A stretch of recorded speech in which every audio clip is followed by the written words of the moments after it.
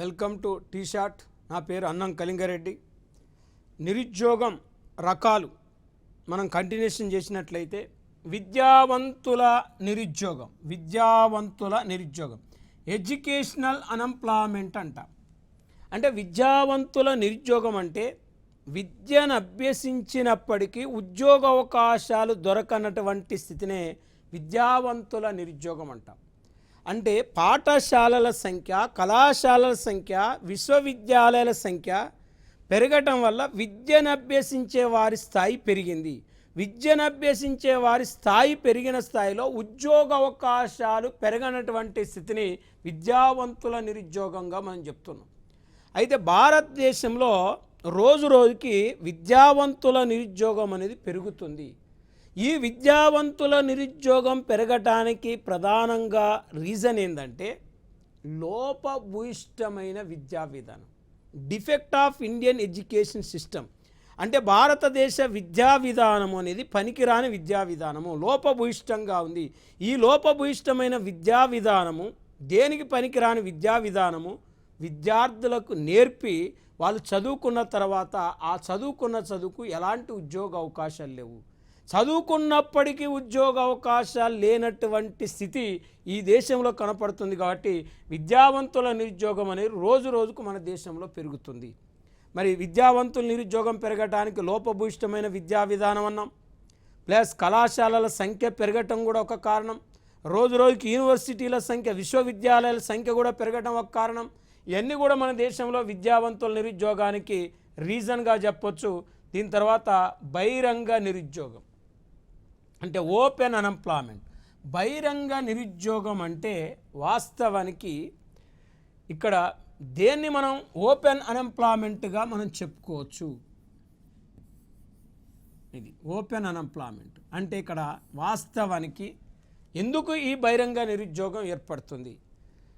ఇక్కడ మేజర్గా బహిరంగ నిరుద్యోగం అనగా పని చేయటానికి సిద్ధంగా ఉన్నప్పటికీ పని లేనటువంటి స్థితి, పని చేయడానికి సిద్ధంగా ఉన్నప్పటికీ పని దొరకనటువంటి స్థితిని బహిరంగ నిరుద్యోగం అంటున్నాం. గ్రామీణ ప్రాంతాల నుంచి పట్టణ ప్రాంతాలకు ఎక్కువగా వలసలు రావటం వల్ల పట్టణాల్లో ఉపాధి అవకాశాలు లేక చాలామంది ఖాళీగా ఉంటున్నారు. అలాంటి నిరుద్యోగాన్నే బహిరంగ నిరుద్యోగం అంటున్నాం. అంటే చూడండి, పని చేయడానికి ఆసక్తి ఉన్నప్పటికీ పని దొరకనటువంటి స్థితిని బహిరంగ నిరుద్యోగం అన్నాం. మరి ఈ బహిరంగ నిరుద్యోగానికి కారణం గ్రామీణ ప్రాంతాల నుంచి పట్టణ ప్రాంతాలకు వలసలు ఎక్కువ రావటం బహిరంగ నిరుద్యోగానికి ఒక రీజన్. మరొక రీజన్ ఏంటంటే శ్రామికుల్లో నైపుణ్యాలు లేకపోవటం. జనరల్గా ఆ వ్యక్తి దగ్గర స్కిల్ లేకపోవటం. మనం ఒక పని చేయాలంటే ఆ పని పట్ల మనకు నైపుణ్యత ఉండాలి. ఏ వ్యక్తికైతే ఆ రంగాల్లో నైపుణ్యత ఉంటుందో ఆ రంగాల్లో ఉపాధి అవకాశాలు దొరుకుతాయి. ఇవాళ మన దేశంలో చాలామంది శ్రామికుల్లో స్కిల్స్ కొరత ఉండటం వల్ల ఉపాధి అవకాశాలు దొరకట్లేదు. ఈ నైపుణ్యాల కొరత కూడా భారతదేశంలో బహిరంగ నిరుద్యోగానికి ఒక రీజన్గా చెప్పవచ్చు. మరి ఇలాంటి నిరుద్యోగాన్ని మనం చూస్తే పట్టణ నిరుద్యోగము, గ్రామీణ నిరుద్యోగం అన్నమంటే పట్టణాల్లో బలంగా విద్యావంతుల నిరుద్యోగం ఉంది, పట్టణాల్లో బలంగా పారిశ్రామిక నిరుద్యోగం ఉంది. పట్టణాల్లో రెండు రకాలు, పారిశ్రామిక నిరుద్యోగం, విద్యావంతుల నిరుద్యోగం. గ్రామీణ ప్రాంతంలో ఋతు సంబంధిత నిరుద్యోగం ప్రధానంగా ఉంది. ప్రచ్ఛన్న నిరుద్యోగం ప్రధానంగా గ్రామీణ ప్రాంతంలో కనపడుతుంది.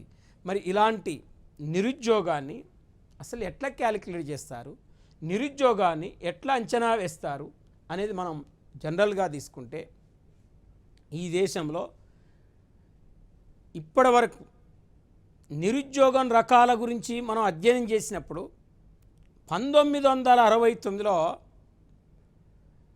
భారత ప్రభుత్వం నిరుద్యోగం మీద దంతవాలా కమిటీ వేసింది.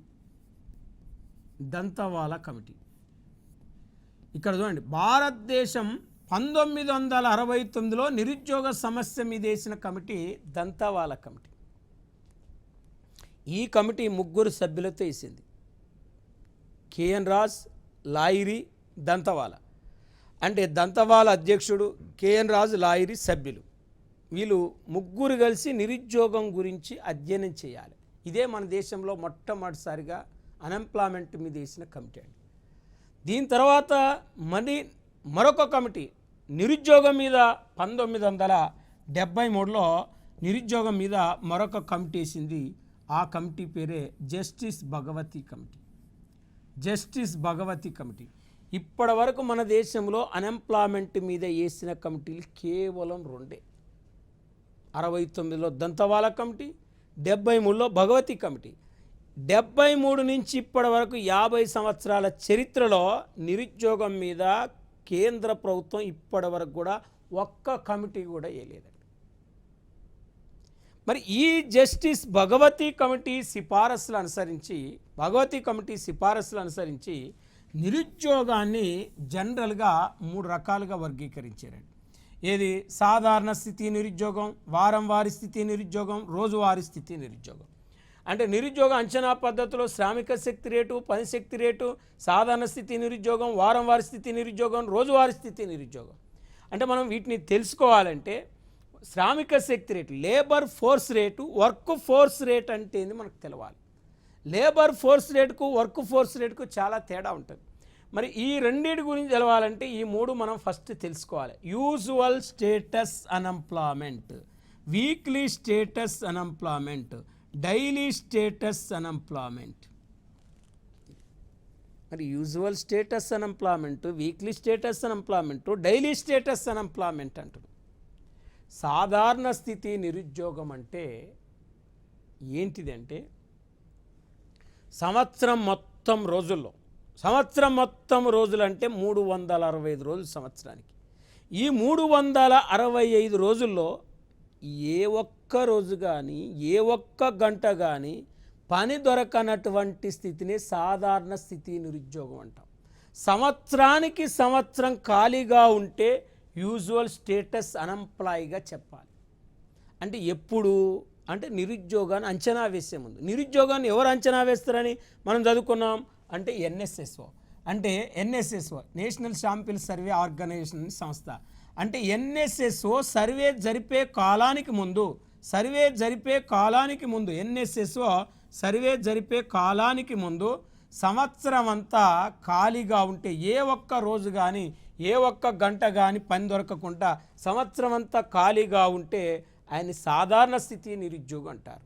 మరి ఇక్కడ వాస్తవానికి మనం జనరల్గా ఒకసారి తీసుకుంటే ఇక్కడ వారం వారి స్థితి నిరుద్యోగం అంటే వారానికి 7 రోజులు. 7 రోజుల్లో ఏ ఒక్క రోజు కానీ ఏ ఒక్క గంట కానీ పని లేనటువంటి స్థితిని, పని దొరకనటువంటి స్థితిని వారం వారి నిరుద్యోగి అనాలి. అంటే వారానికి వారం కంప్లీట్గా ఈ వారం అంతా ఖాళీగా ఉంటే ఆయన్ని వారం వారి నిరుద్యోగి అనాలి. మరి ఇప్పుడు జనరల్గా ఇది weekly status unemployment. Daily status unemployment రోజువారీ స్థితి నిరుద్యోగం అంటే రోజుకు 24 గంటలు 24 అవర్స్. ఈ 24 అవర్స్ సర్వే జరిపే కాలానికి ముందు 24 గంటల్లో ఏ ఒక్క గంట పని దొరికినా అంటే రోజువారీ స్థితి నిరుద్యోగం అనకూడదు. ఒక్క గంట పని దొరికినా రోజువారీ స్థితి నిరుద్యోగం. 24 గంటలు. ఇప్పుడు సమయం 5 గంటలైంది. రేపు 5 గంటల లోపు, ఇప్పుడు సమయం 5 గంటల, సాయంత్రం 5 గంటలైంది. రేపు సాయంత్రం 5 గంటల వరకు పని లేకుండా, పని దొరకకుండా ఖాళీగా ఉంటే ఆయన్ని ఏమంటారంటే ఇక్కడ డైలీ స్టేటస్ అన్ఎంప్లాయ్ అంటారు. డైలీ స్టేటస్ అన్ఎంప్లాయ్ అంటారు. సార్ చూడండి, రోజువారీ నిరుద్యోగి అంటారు ఆయన. అంటే మన దేశంలో ఇవాళ బలంగా భారతదేశంలో ఎక్కువగా ఉన్న నిరుద్యోగమే రోజువారీ నిరుద్యోగం భారతదేశంలో ఎక్కువగా ఉంది. మరి రోజువారీ నిరుద్యోగం భారతదేశంలో ఎక్కువగా ఉంది. ఇప్పుడు క్వశ్చన్ అడుగుతాడు, భారతదేశంలో అత్యధికంగా ఏ నిరుద్యోగం ఉంది అంటాడు. సాధారణ స్థితి నిరుద్యోగం ఉందా, వారం వారి స్థితి నిరుద్యోగం ఉందా, రోజువారీ స్థితి నిరుద్యోగం ఉందా అని అంటాడు. మరి అన్నప్పుడు భారతదేశంలో బలంగా మనకు రోజువారీ స్థితి నిరుద్యోగమే మన దేశంలో ఎక్కువగా ఉంది. మరి ఈ రోజువారీ స్థితి నిరుద్యోగం ఎక్కువగా ఉందని చెప్తున్నాం కాబట్టి ఇది మనం గుర్తుపెట్టుకోవాల్సిన పాయింట్, గుర్తుంచుకోవాల్సిన అంశం. నెక్స్ట్ మనం నేర్చుకుంటే ఇక్కడ శ్రామిక శక్తి రేటు, లేబర్ ఫోర్స్ రేట్. అంటే లేబర్ ఫోర్స్ రేట్ అంటే అర్థం ఏంటంటే ప్రతి 1000 మంది శ్రామికులలో ఎంతమంది శ్రామికులు పని చేయటానికి సిద్ధంగా ఉన్నారో తెలియజేసేది శ్రామిక శక్తి రేటు. అంటే చూడండి, ప్రతి 1000 మంది శ్రామికుల్లో ఎంతమంది శ్రామికులు పనిచేయటానికి సిద్ధంగా ఉన్నారో తెలియజేసేదే శ్రామిక శక్తి రేటు. అంటే శ్రామిక శక్తి రేటు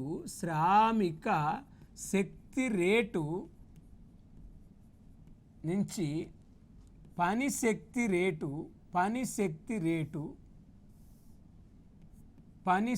రేటు తీసేస్తే ఏమొస్తుందంటే నిరుద్యోగం వస్తుంది, నిరుద్యోగుల సంఖ్య వస్తుంది. నిరుద్యోగిత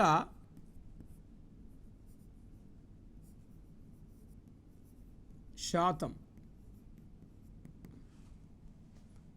ఇక్కడ శ్రామిక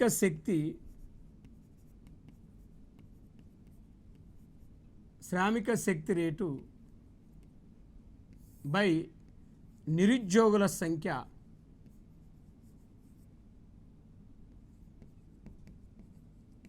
ఇంటూ 100 వేస్తే మనకు నిరుద్యోగిత శాతం వస్తుంది. అంటే నిరుద్యోగిత శాతం కనుక్కోవడానికి శ్రామిక శక్తి రేటు మైనస్ నిరుద్యోగుల సంఖ్య ఇంటూ 100 వేయాలి. మరి శ్రామిక శక్తి రేటు ఇప్పుడు సపోజ్ ప్రతి 1000 మందిలో 500 మంది పనిచేయడానికి సిద్ధంగా ఉన్నారు, 400 మందికి పని ఉంది. అంటే 500కి 400 తీసేస్తే 100 మంది నిరుద్యోగులు. అంటే శ్రామిక శక్తి ఎంత? 500. నిరుద్యోగులు ఎంత? 100 మంది. 100 ఒక్కట్లు 100 ఐదులు, అప్పుడు 100, 5 20 100, అప్పుడు ఈ నిరుద్యోగిత శాతం 20. అంటే క్యాలిక్యులేట్ ఇలా చేస్తాం, నిరుద్యోగిత శాతాన్ని శ్రామిక శక్తి బై నిరుద్యోగుల సంఖ్య. మరి శ్రామిక శక్తి రేటుకు ఇంటూ పనిశక్తి రేటుని తీసేస్తే నిరుద్యోగుల సంఖ్య వస్తుంది. అంటే ఈ విధంగా నిరుద్యోగాన్ని క్యాలిక్యులేట్ చేస్తారు. మరొక్కసారి చూడండి, నిరుద్యోగాన్ని ఎట్లా క్యాలిక్యులేట్ చేస్తారంటే శ్రామిక శక్తి రేటు మైనస్ పనిశక్తి రేటు ఈజ్ ఈక్వల్ నిరుద్యోగము. మరి శ్రామిక శక్తి రేట్ అంటే ఏంటిది అని చెప్పిన ప్రతి 1000 మంది శ్రామికుల్లో ఎంతమంది పనిచేయటానికి సిద్ధంగా ఉన్నారో తెలియజేసే శ్రామిక శక్తి రేటు. శ్రామిక శక్తి రేటుకు ఫార్ములా ఏంటంటే ఇక్కడ నిరుద్యోగుల సంఖ్య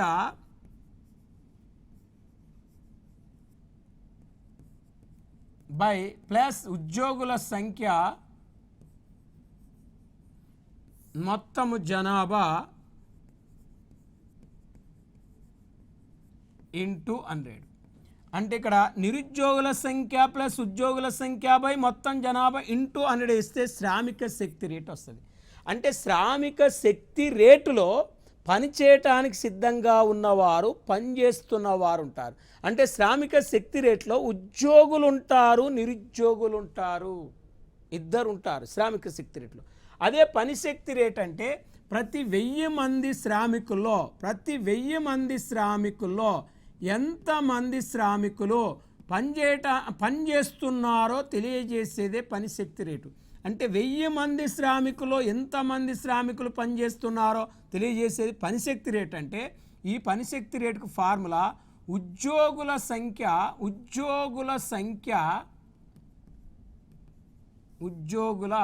సంఖ్య బై మొత్తము జనాభా ఇంటూ 100 వేస్తే మనకు పనిశక్తి రేటు వస్తుంది. ఇంటూ 100 వేస్తే పనిశక్తి రేటు వస్తుంది. అంటే పనిశక్తి రేట్లో కేవలం పనిచేస్తున్న వారు మాత్రమే, అనగా ఉద్యోగులు మాత్రమే ఉంటారు పనిశక్తి రేటులో. ఇది ఈ విధంగా మన దేశంలో శ్రామిక శక్తి రేటుకు పనిశక్తి రేటుకు డిఫరెన్స్ ఇది. మరి ఇప్పుడు నిరుద్యోగాన్ని అంచనా వేసే పద్ధతుల గురించి మనం నేర్చుకున్నాం. ఇక్కడ శ్రామిక శక్తి చూడండి, ఇక్కడ ఉద్యోగుల సంఖ్య ప్లస్ నిరుద్యోగుల సంఖ్య బై మొత్తం జనాభా ఇంటూ 100 అన్నాం. పనిశక్తి ఇది శ్రామిక శక్తి ఉద్యోగుల సంఖ్య ప్లస్ నిరుద్యోగుల సంఖ్య బై మొత్తం జనాభా ఇంటూ 100. పనిశక్తి ఉద్యోగుల సంఖ్య బై మొత్తం జనాభా ఇంటూ 100. ఇది మనకు ఫార్ములా. ఇక్కడ శ్రామిక శక్తికి పనిశక్తికి డిఫరెన్స్ మనం ఇక్కడ క్లియర్గా మనం నేర్చుకున్నాం. కాబట్టి నెక్స్ట్ మనం చూస్తే నిరుద్యోగిత రేటు సాధారణ స్థితి 15 ఏళ్ళ పైబడిన వారు 2022-23 ప్రకారం, అంటే 2022-23 ప్రకారం మన దేశంలో చూడండి కేవలం పనిచేయటానికి సిద్ధంగా ఉన్నది 57.9% మంది, పనిచేస్తున్న వారు 56.0%. నిరుద్యోగిత రేటు సాధారణ స్థితి అంటే మీకు ఆల్రెడీ చెప్పిన సంవత్సరం మొత్తం ఖాళీగా ఉంటే వాళ్ళని సాధారణ నిరుద్యోగులు అన్నాం. సంవత్సరంలో ఏ ఒక్క రోజు పనిచేసినా వాళ్ళని సాధారణ స్థితి నిరుద్యోగులు కాదు. 365 రోజులకు 365 ఖాళీగా ఉన్న వాళ్ళు భారతదేశంలో సాధారణ స్థితి నిరుద్యోగం 3.2% ఉంది. ఇది బాగా గుర్తుపెట్టుకోవాలి. సాధారణ స్థితి నిరుద్యోగం ఎంత ఉంది అంటే 3.2% ఉంది ఇండియాలో. ఇది సాధారణ స్థితి నిరుద్యోగిత రేటు 3.2% ఉంటే ఇక్కడ నిరుద్యోగిత రేటు రోజువారీ స్థితి 15 ఏళ్ళ పైబడిన వారు, 15 సంవత్సరాల పైబడిన వారిని మాత్రమే మనం నిరుద్యోగులుగా తీసుకుంటాం తప్ప ఆ లోపున్న వాళ్ళని మనం నిరుద్యోగులుగా తీసుకోము. మరి ఇప్పుడు శ్రామిక శక్తి రేటు 54.6% ఉందండి. 54.6% ఉంటే పని శక్తి రేటు 51.8% ఉంది. అంటే ఇది 54.6% శ్రామిక శక్తి రేటు ఉంటే పని శక్తి రేటు 51 ఉంది. నిరుద్యోగిత రేటు రోజువారీ నిరుద్యోగిత రేటు 5.1% ఉంది. అంటే 5.1% ఉంది. 5.1% మన దేశంలో వాస్తవానికి ఏముంది అంటే నిరుద్యోగిత రేట్ అనేది 5.1% ఉంది. మరి 5.1% అనేది ఇది గుర్తుపెట్టుకోవాల్సిన పాయింట్. నెక్స్ట్ మనం చూస్తే ఉద్యోగిత రకాలు, ఎంప్లాయ్మెంట్ టైప్స్ అంటే ఎన్ఎస్ఎస్ఓ ప్రకారం రోజుకి 8 గంటల చొప్పున 273 రోజులు పనిచేసిన వాళ్ళను మాత్రమే ఉద్యోగులుగా గుర్తించాలని చెప్పింది ఎన్ఎస్ఎస్ఓ. అంటే డైలీ 8 గంటలు పనిచేయాలి. అలా సంవత్సరం మొత్తంలో 273 రోజులు ఎవరైతే పనిచేస్తారో వాళ్ళను మాత్రమే ఉద్యోగులుగా గుర్తించాలని నేషనల్ శాంపిల్ సర్వే ఆర్గనైజేషన్ ఒక గుర్తింపు ఇచ్చింది ఉద్యోగులకి. మరి ఇప్పుడు అల్ప ఉద్యోగిత, అండర్ ఎంప్లాయ్మెంట్, నాట్ ఎంప్లాయ్మెంట్, అల్ప ఉద్యోగిత అంటే తక్కువ వేతనం గల ఉద్యోగితనే అల్ప ఉద్యోగిత అంటాం. మరి అల్ప ఉద్యోగిత, తక్కువ వేతనం గల ఉద్యోగితనే అల్ప ఉద్యోగిత అంటాం. అంటే ఎగ్జాంపుల్, ఒక వ్యక్తి సామర్థ్యానికి తగిన పని దొరకనటువంటి స్థితిని అల్ప ఉద్యోగిత అంటాం. ఒక వ్యక్తి స్థాయికి తగిన పని దొరకనటువంటి స్థితిని అల్ప ఉద్యోగిత అంటాం. ఎగ్జాంపుల్, పీజీ చేసిన వ్యక్తి, పోస్ట్ గ్రాడ్యుయేషన్ చేసిన వ్యక్తి, లెక్చరర్ కావాలి. ఓ లెక్చరర్ అయితే 60,000, 70,000, 80,000 శాలరీ వస్తుంది. పీజీ చేసిన వ్యక్తికి ఆ స్థాయి పని దొరకక ఒక టీచర్గా పనిచేస్తుండంటే ఆయనకు 70,000 రావాల్సిన దగ్గర 20,000 వస్తున్నాయి. అంటే ఆ తక్కువ, ఆయన సామర్థ్యం కాదు. ఆయన పీజీ చేసిన వ్యక్తి టీచర్గా పనిచేయటం, అంటే లెక్చరర్ అయ్యే వ్యక్తి టీచర్గా పనిచేస్తుందంటే దాన్ని ఏమంటాం? అల్ప ఉద్యోగిత అంటాం. అదే పిహెచ్డి చేసిండు, అసిస్టెంట్ ప్రొఫెసర్ అయితే 1,00,000-1,50,000 శాలరీ వస్తుంది. ఆ స్థాయి పని దొరకక లెక్చరర్ స్థాయికి వచ్చి పనిచేస్తాడు. అందుకే ఒక వ్యక్తి సామర్థ్యానికి తగిన పని దొరకనటువంటి స్థితి అల్ప ఉద్యోగితనం. తక్కువ వేతనం గల ఉద్యోగితనే అల్ప ఉద్యోగితనం. ఇంకా మనం చూస్తే దాదాపు డిగ్రీలు, పీజీలు చేసిన వాళ్ళు కూడా గుమస్తాలుగా, ఆఫీసులలో ఆ గుమస్తాలుగా పనిచేయటం కూడా అల్ప ఉద్యోగిత కిందకే వస్తుంది. మరి ఇక్కడ పని చేస్తుండు కానీ శాలరీ తక్కువ కాబట్టి దాన్ని అల్ప ఉద్యోగిత అంటారు. మరి అణు ఉద్యోగిత అంటే అసంఘటిత రంగంలో పనిచేసే వాళ్ళని అణు ఉద్యోగులుగా పరిగణిస్తారు.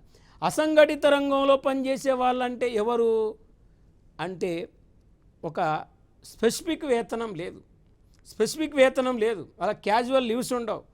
అంటే వాళ్ళకు సాంఘిక భద్రత, టీఏలు, డిఏలు, ఇంక్రిమెంట్లు, బోనస్లు, హెచ్ఆర్ఏలు, గ్రాట్యుటీలు, తర్వాత మనం చూస్తే పిఎఫ్లు ఇలాంటివి వర్తించవు.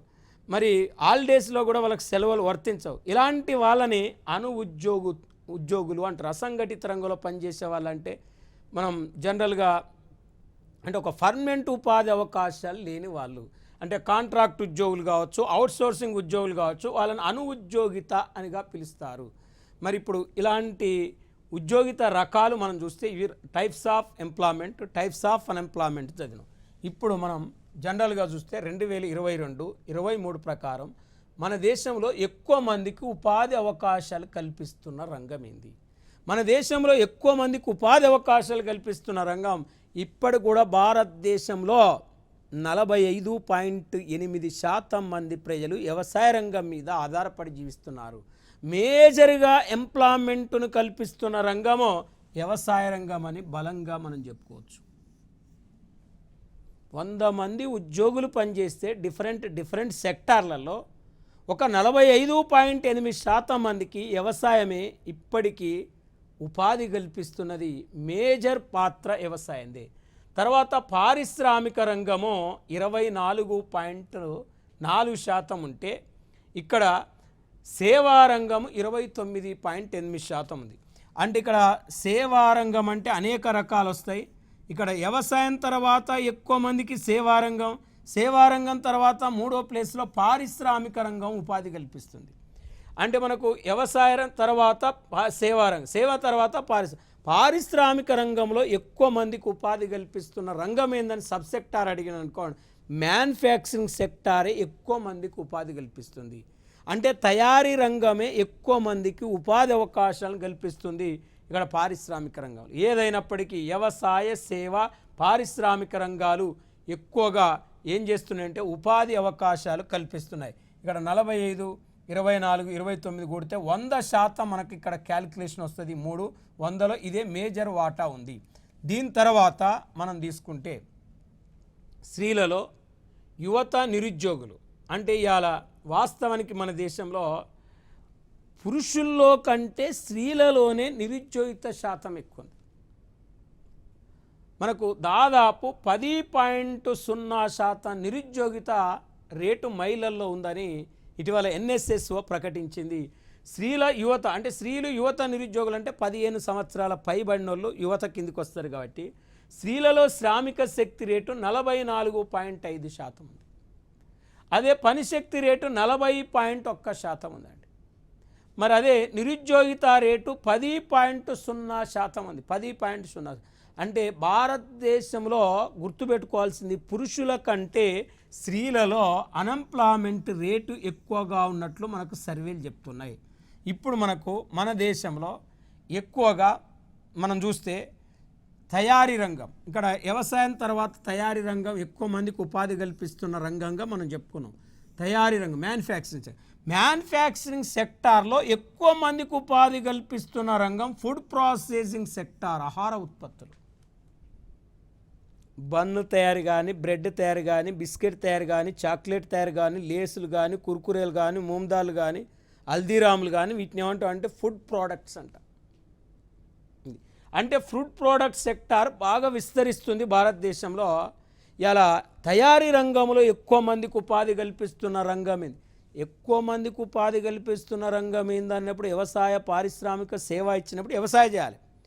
పారిశ్రామిక రంగంలో ఎక్కువ మందికి ఉపాధి కల్పిస్తున్న రంగం తయారీ రంగమా, నిర్మాణ రంగమా, విద్యుత్, చమురు, గ్యాస్ అన్నప్పుడు తయారీ రంగం చేయాలి.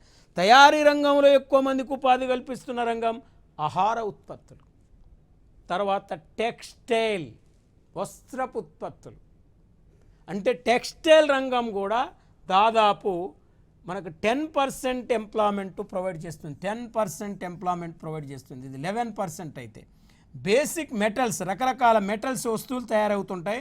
అవి బేసిక్ మెటల్స్ అనేది స్థానిక మెటల్స్ అనేది 7% మందికి ఉపాధి కల్పిస్తుంది. కాబట్టి ఇది ఒక్కటి మేజర్గా మనం తయారు రంగంలో ఆహార ఉత్పత్తులు అనే దాన్ని మనం గుర్తుపెట్టుకోవాలి. నెక్స్ట్ ఎక్కువ మందికి ఉపాధి ఈ 5 సంవత్సరాల్లో నమోదైన రంగాలు మనం తీసుకుంటే ఇక్కడ మళ్ళీ ఓవరాల్గా తీసుకుంటే ఈ 5 సంవత్సరాలు ఈ 5 ఇయర్స్ బాగా ఏ రంగాల్లో ఎంప్లాయ్మెంట్ పెరిగిందంటే కంప్యూటర్ అండ్ ఎలక్ట్రానిక్స్, ఐటీ రంగాల్లో IBM సెక్టార్లు ఎక్కువ పెరిగింది. అంటే ఓన్లీ 5 ఇయర్స్లో ఎక్కువ మందికి ఎంప్లాయ్మెంట్ కల్పిస్తున్న రంగాలు ఏంటి అంటే కంప్యూటర్ అండ్ ఎలక్ట్రానిక్స్ సెక్టార్ అనేది 66% అయితే రబ్బర్, ప్లాస్టిక్ ప్రోడక్ట్స్ అంటే ఈ మధ్యకాలంలో రబ్బరు, ప్లాస్టిక్ ప్రోడక్ట్లు బాగా విస్తరిస్తున్నాయి కాబట్టి అవి కూడా ఎక్కువ మందికి ఉపాధి కల్పిస్తున్నాయి. తర్వాత రసాయనాలు కూడా వేగంగా, కెమికల్ ప్రోడక్ట్స్ కూడా ఎక్కువ మందికి ఉపాధి కల్పిస్తున్న రంగాలుగా ఈ 5 ఇయర్స్ అన్నప్పుడే మనం గుర్తుపెట్టుకోవాలి. తర్వాత నెక్స్ట్ మనం తీసుకుంటే ఇది ఇక్కడ మనకు మెయిన్గా ఇప్పుడు నిరుద్యోగం, ఆ నిరుద్యోగానికి సంబంధించి మనం రకాలు, నిరుద్యోగాన్ని అంచనా వేసే పద్ధతుల గురించి మనం అధ్యయనం చేసుకున్నాం. కాబట్టి ఇప్పుడు మేజర్గా మనం ఒక్కసారి స్టడీ చేస్తే అన్ని కోణాల్లో చూస్తే ఒక్కసారి నిరుద్యోగంలో మనం బుల్లెట్ పాయింట్లు నేర్చుకుంటే మెయిన్గా ఒకసారి చూస్తే ఇప్పుడు ఒక పాయింట్, భారతదేశంలో నిరుద్యోగాన్ని అంచనా వేసే పద్ధతి ఏందన్నాడు అనుకోండి. అప్పుడు మేజర్గా నిరుద్యోగాన్ని అంచనా వేసే పద్ధతి ఏంటంటే వాస్తవానికి ఇక్కడ శ్రామిక శక్తి రేటు మైనస్ పని శక్తి రేటు ఈజ్ ఈక్వల్ టు నిరుద్యోగం అనాలి. భారతదేశంలో నిరుద్యోగాన్ని ఎక్కువగా క్యాలిక్యులేట్ చేసే సంస్థ అంటే నిరుద్యోగాన్ని అంచనా వేసే సంస్థ ఏంటంటే అప్పుడు మనం ఎన్ఎస్ఎస్ఓ అనేది గుర్తుపెట్టుకోవాలి. మరి భారతదేశంలో వ్యవసాయ రంగంలో ఎక్కువగా ఏ నిరుద్యోగం ఉంది అని అడిగినప్పుడు మనకు మేజర్గా వ్యవస్థాపూర్వక నిరుద్యోగం బలంగా ఉందని గుర్తుపెట్టుకోవాలి. భారతదేశంలో గ్రామీణ ప్రాంతంలో అత్యధికంగా ఏ నిరుద్యోగం ఉంది అన్నప్పుడు మనకు ఋతు సంబంధిత నిరుద్యోగం ఉందని గుర్తుపెట్టుకోవాలి.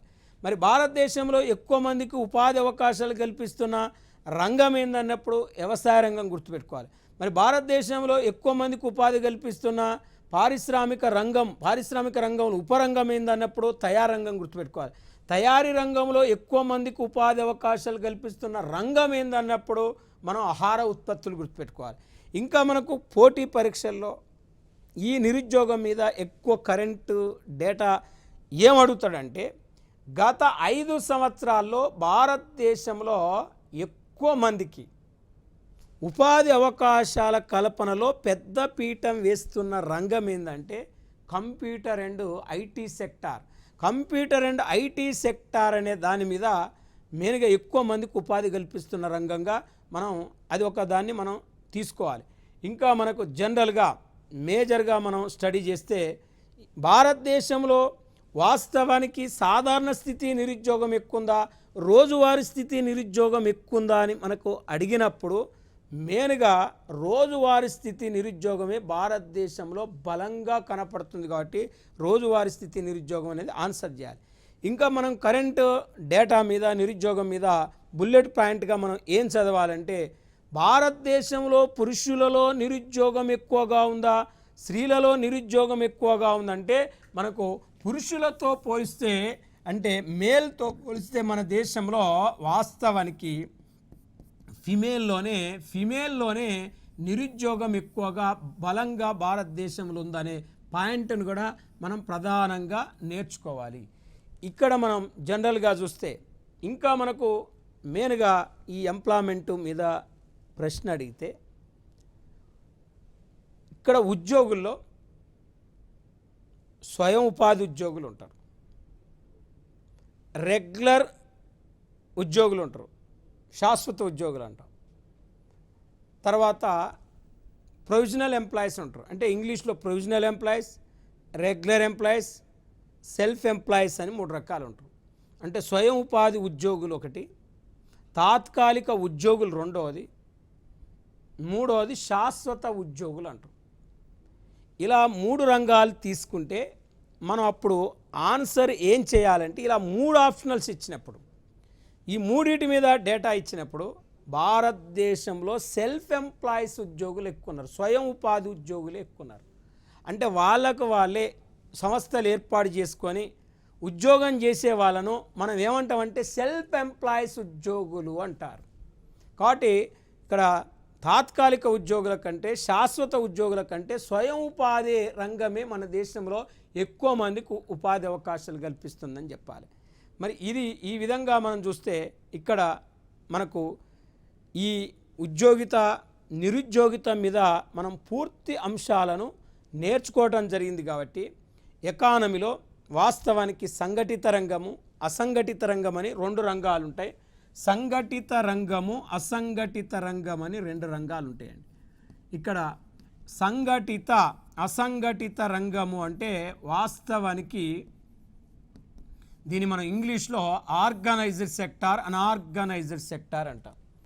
ఈ ఆర్గనైజ్డ్ సెక్టార్లో వాస్తవానికి శాశ్వత ఉపాధి అవకాశాలు ఉంటాయి, వీళ్ళకు ఉద్యోగ భద్రత అనేది ఉంటుంది, ఉద్యోగ భద్రత ఉంటుంది, ప్లస్ క్యాజువల్ లీవ్స్ ఉంటాయి, టీఏలు డిఏలు, బోనస్లు, హెచ్ఆర్ఏలు, గ్రాట్యుటీలు అన్నీ కూడా ఈ అంటే సంఘటిత రంగంలో పనిచేసే ఉద్యోగులకు ఉంటాయి. వేతనంతో కూడిన సెలవులు కూడా సంఘటిత రంగంలో పనిచేసే వాళ్ళకు ఉంటాయి.